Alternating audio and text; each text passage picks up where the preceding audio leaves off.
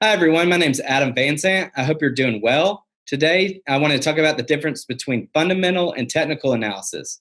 So often on our blogs, we discuss these two topics, but today I wanted to compare and contrast both of them to give you a better indication of what we're looking at when we're looking at the markets. So, to start with fundamental analysis, this is the notion that at any given time, a company's shares will have an intrinsic value. This is a value in which a market will recognize sooner or later.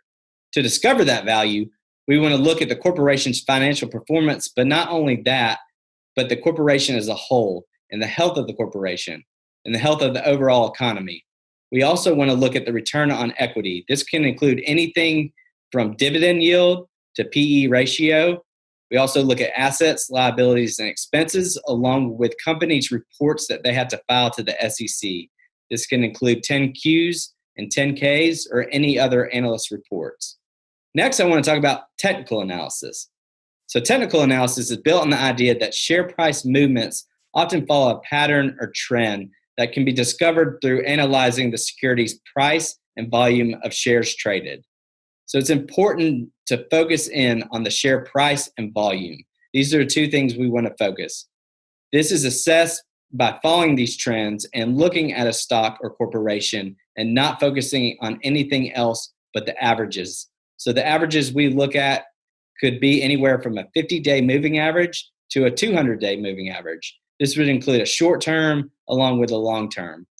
And the things that we look at are both called resistance and support levels. At Five Plan Partners, we use the S&P 500 as a tracking tool, and that is the 500 largest companies in the markets. So if the S&P goes over the resistance level and holds for a certain amount of time, whether it be short term or long term, as we previously discussed, we might see a more bullish tone in the markets. And if it breaks below the support level for a 50-day or 200-day moving average, we might see more of a bearish tone in the markets.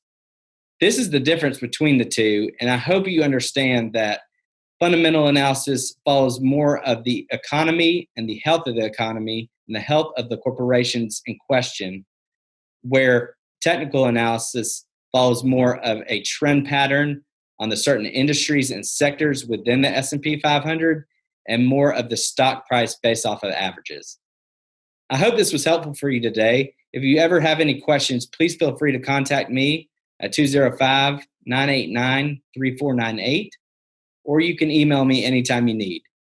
Thanks, and I hope you have a wonderful day.